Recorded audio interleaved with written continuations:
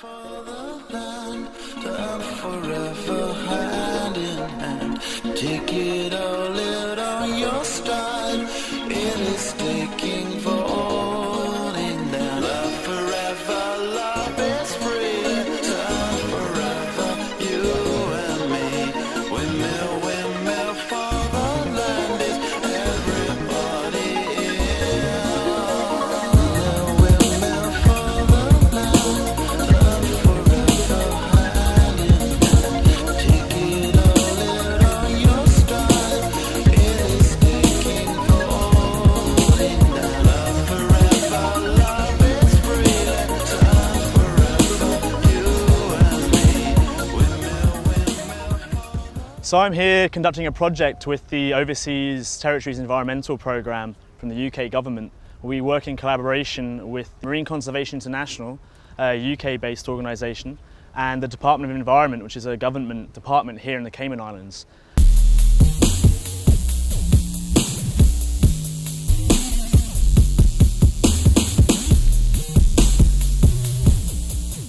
We started a study in 2009 looking at the Cayman Islands shark populations, the species that occur here. We've been trying to discern exactly what species are here, where they are, and if there's anything special happening to the populations here that might be a bit different to what's going on in the wider Caribbean region. We conducted intensive fieldwork studies for 2 years now, looking primarily at the resident shark populations, as well as some transient species, species that come here but also migrate around perhaps parts of the wider Caribbean, as well as the Atlantic. We've been lucky enough here in the Cayman Islands to be situated right next to some really great prime habitat. We are right next to the Cayman Trench, one of the deepest places on the planet. Not only that, but the Cayman Islands boasts a variety of different habitats, marine and terrestrial. If you just take a look at some of our sounds out here, we're standing right now in South Sound. And at least prior to Hurricane Ivan, we used to have a swath of mangrove forests straight down the coast here. They're starting to encroach again now with some help from locally planted trees. But not only that, the sound itself, it's a shallow lagoon area. It's very well protected by the barrier reef. Inside the sound, we have seagrasses, we have hardpan, coral mounds as well, which are great for reef fish fry and things like that. And the other side of the reef, we have the forereef itself, the reef slope and the crest, where most of the coral is. This is about 5 different types of marine habitat, just in a very, very small stretch of area, which is prime for shark species.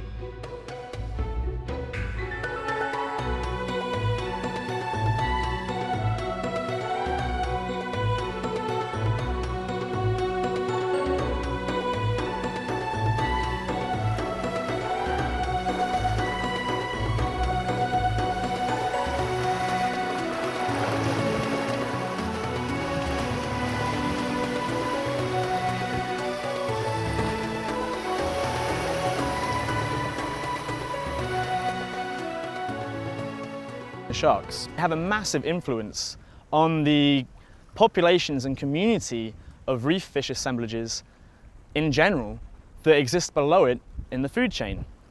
As a top predator, they control the actual number of individuals in populations of fish that exist within their own communities. If we took all the sharks away, what would we have? I mean, we wouldn't have the ecosystem we have now. I mean, who's going to sort out those, those injured, those bad, those ones, and make that species a little bit better? They're absolutely critical, and I think I'd hate to think of, and it's going to affect it right on down to the corals and everything else. I think it would be dramatic, and I think it would be a lot faster than people think. I mean, I don't think they think about that. I mean, most people don't think about the ecosystem. They don't think about the ocean. Otherwise, we wouldn't be dumping everything in the world in the damn thing. But if they stopped and thought about it, if they realized the importance of all the critters that are in there, and especially the sharks, and I think removing them from that ecosystem would just be unbelievable. I can't even imagine it. When you stop to think about it, I mean, we're worried about the turtles, and we're worried about all the different creatures that are affected, the manatees. And we know so little about sharks and some of their activities, but we do know that they are important to the system and keeping them healthy, keeping them clean. And that's from the mangroves on up. We have several examples that are Caribbean-based, where if you've removed the number of reef sharks around, what you get is an original boom in numbers of other fish that eat other fish, such as the snap or even the grouper. Now this boom is an unsustainable boom. What they do is these fish will then grow to such a number that they devour all the other reef fish, all the herbivorous fish, the lobster as well as the other crustaceans. Now once that food source has been depleted, those fish like the grouper and the snapper then start dying off, they starve. So you lose those fish as well. Because there's no other fish on the reef itself, there's nothing to clean the reef. There's nothing there to keep the algae away. So what you have in patches where there's very little coral, you start to have an algal-dominated community. What you have then is a massive degradation of the coral reef habitat itself. You have an algal-dominated system which can't support marine life, not animal marine life to an extent as it should be. So it's bad for the fisheries and it's bad for tourism.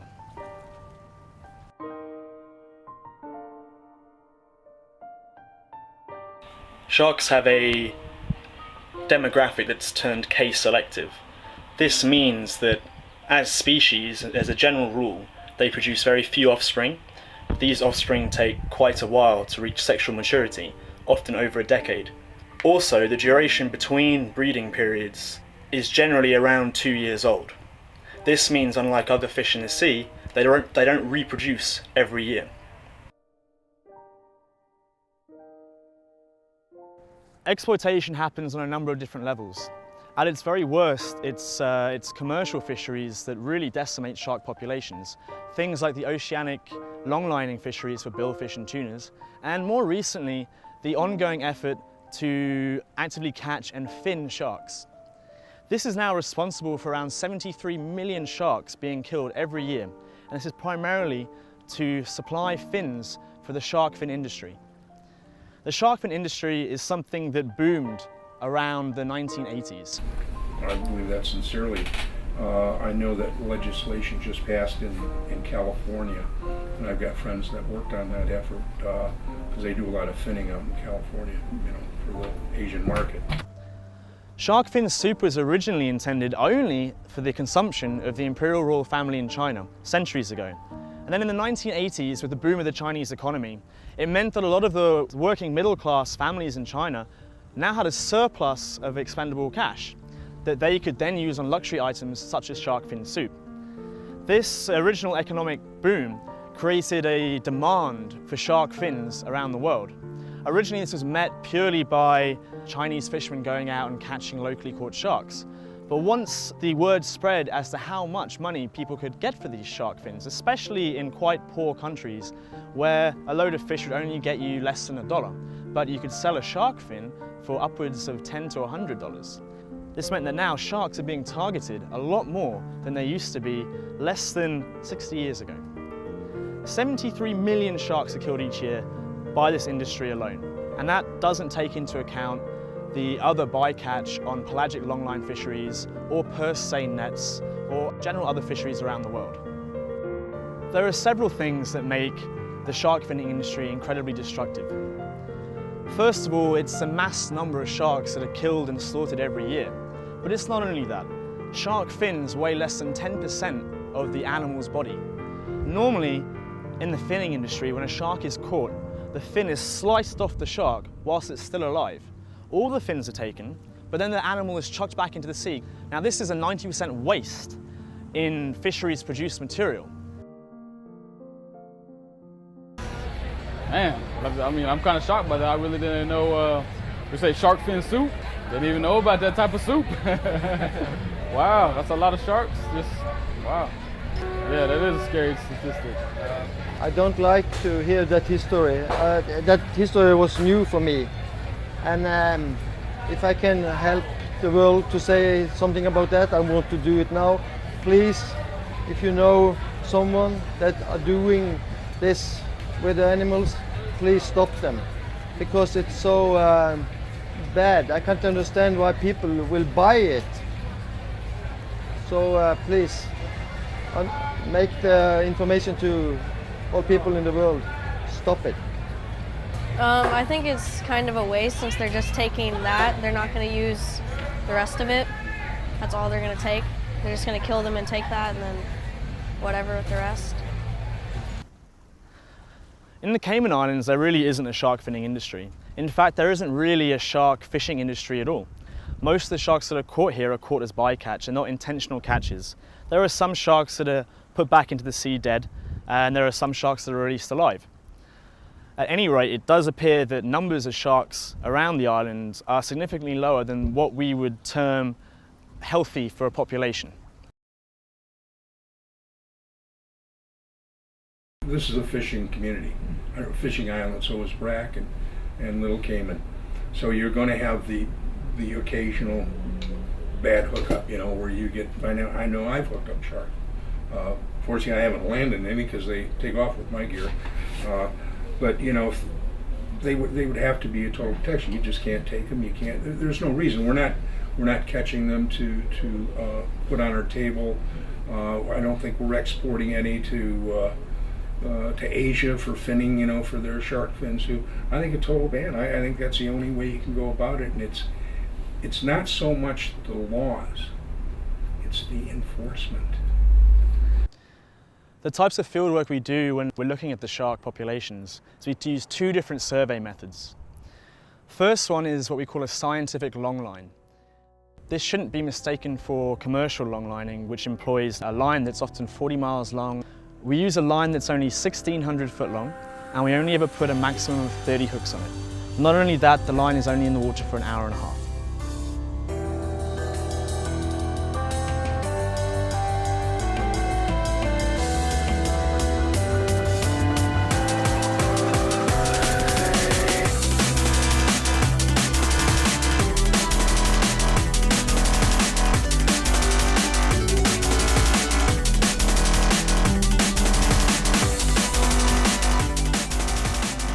This is done so any shark that we catch on the line is going to be in good health when we bring it next to the boat.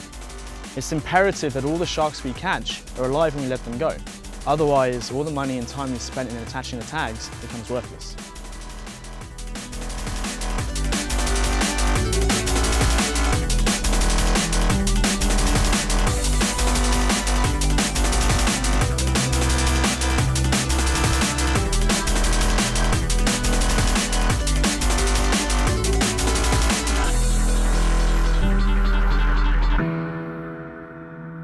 Our scientific longlines that we deploy are deployed at stations all around all three islands. We try and cover as much of the area as possible. So we have places on the south, north, east and west of all islands. Because when you're doing a scientific study, it's very important to get an overall point of view. You don't want to just cherry pick where you're going to find the most sharks, because you'll get a very biased point of view of how many there are around.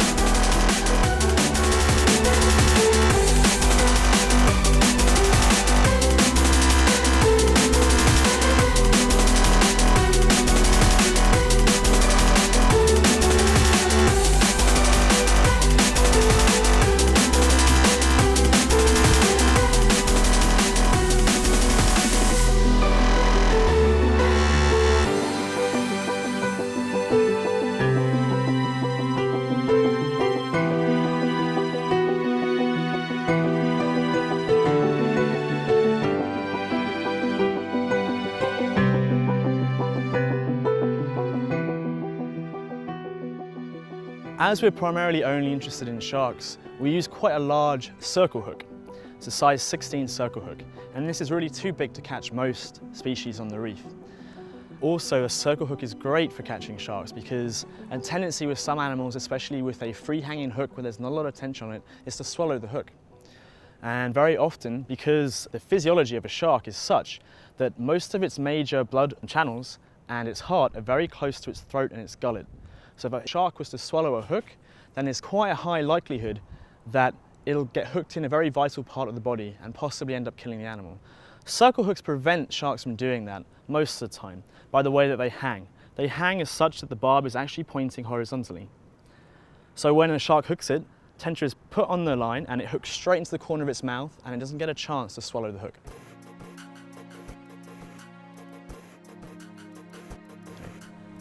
Other survey methods we use are termed BRUVs. This is baited remote underwater video surveys. What this essentially is, it's a camera that we put down in a frame and a housing into the water with a bag of bait suspended on a bait arm in front of it. Now this attracts any scavenging or predatory species in the immediate vicinity. We do occasionally get other species of fish coming up to them on the reef. These are what we call bycatch because we're not actually attracting them with the bait, they just happen to wander by. The BRUVs are a great system for looking or surveying shark populations. They're non-invasive, so you're not actually doing anything with the animal and you're not associating humans with the survey itself as well. The BRUVs also offer another thing that scientific longlines don't offer. BRUVs also offer a means of recording the behaviour of the shark.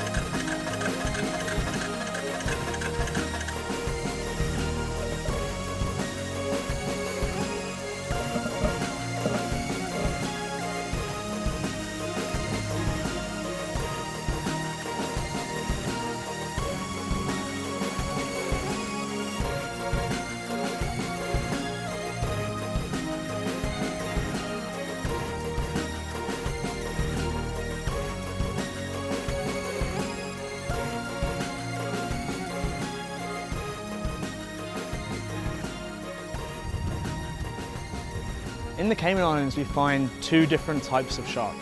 We find coastal species and we find pelagic species.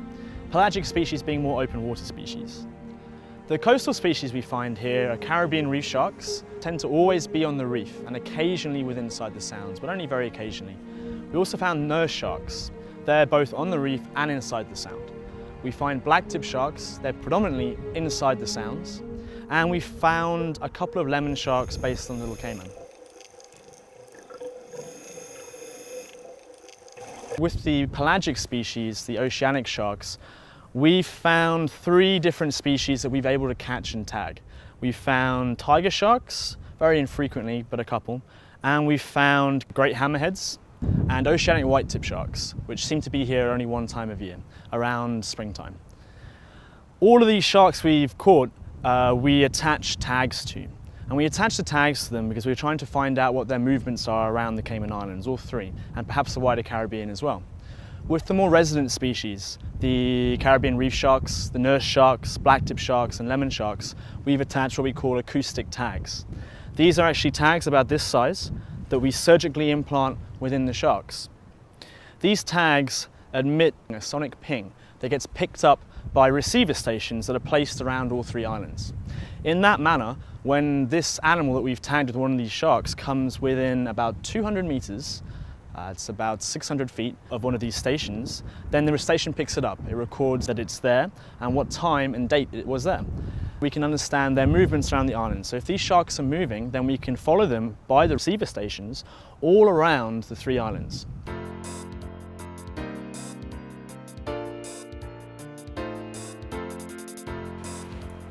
Of course, the fieldwork is only one aspect of the work that we do here, a smaller aspect as well. A great amount of time is spent actually looking at the data we've collected, putting numbers into databases, and then statistically analysing our findings to determine what significant differences between different variables. Whilst analysing the data that we've collected over the past 2 years, we have determined that the Cayman Islands does have a lower number of sharks in the species that we've encountered, and also seemingly a lower number of species of shark in general. This could be due to a number of different factors and will likely need analysing further in the future. We've also determined several breeding locations for sharks around the island, which is great news, because this means that there are populations that are breeding and surviving here year-round. We also have a number of endangered species that visit the island. The oceanic white-tip shark is critically endangered, and we're lucky enough to have this species frequenting our waters every year. We've also found some differences in the abundance of sharks in relation to the depth of the water, being inside the reef or outside the reef, and this is very species dependent. For example, the Caribbean reef sharks, as the name suggests, is predominantly found on the reef outside the sound. However, it is found inside the sounds on occasion. The black-tip shark is the reverse of this. The black-tip shark is predominantly found inside the larger sounds and occasionally outside the reef.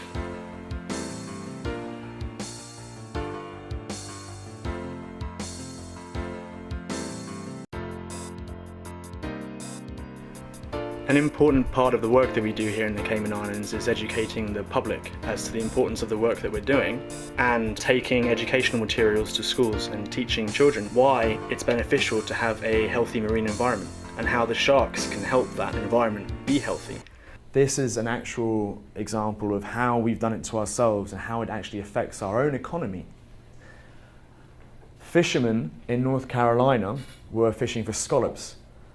They would harvest the scallops every year, and there were enough scallops to go around. The fishermen relied on the scallops for their industry. The cow-nosed rays also relied on the scallops to feed themselves. And the cow-nosed rays were fed on by the sharks, and the sharks kept the number of cow-nosed rays at bay. It meant that there weren't too many that ate all the scallops, but they were just right. However, once the finning industry boomed, after the 80s, the fishermen realised, oh hello, I can start hunting all these black-tip sharks and getting a lot of money off their fins. Another way to earn a quick buck, so to say. So they fished the sharks, and they no longer put predation pressure on the cow-nosed rays. So the cow-nosed rays numbers boomed. Once that occurred, the scallop industry collapsed because there were no more scallops left. There were scallops there, it just wasn't economically viable for the fishermen to go out and catch them anymore. So the whole industry collapsed. If you see a shark, call me, because I need to know where it is. We do this by going and giving presentations to many different schools around the island to children of various different ages. We always have a great response from the kids, and they're always very eager to learn more. Some studies conducted recently in other places in the Caribbean have shown us some startling evidence comparing the net worth of a live shark compared to a dead shark. In the Bahamas, it's been found that a live shark, a live Caribbean reef shark, is worth in the vicinity of $200,000 US, and this is money generated through essentially tourism, flights, places to stay, food and drink, and other activities that that person might spend money on whilst they're there. This is compared to the average worth of a dead shark, which would be in the vicinity of between $50 and perhaps $200. And obviously you're not going to get that every year. It's a one-off. These are not evil creatures, that they have a position in the food chain. I mean, too often, I know when I first came here 30 years ago, I watched locals, harpoon a manta, and they did the same with stingrays, not knowing. They just thought that they were evil, they thought they were bad, and thought they were dangerous. And I think until you educate them and they realize that no, these aren't bad creatures. They're here for a reason. And you're going to have a problem. One of the things our project, and in fact the Department of Environment as well, rely on greatly is support from the public. We rely on sightings generated by the public to produce a map and database of where and when animals occur, not just sharks or cetaceans, but also anything that's interesting. Please, if you do see a sighting, give us a call on 949 8469. Thank you.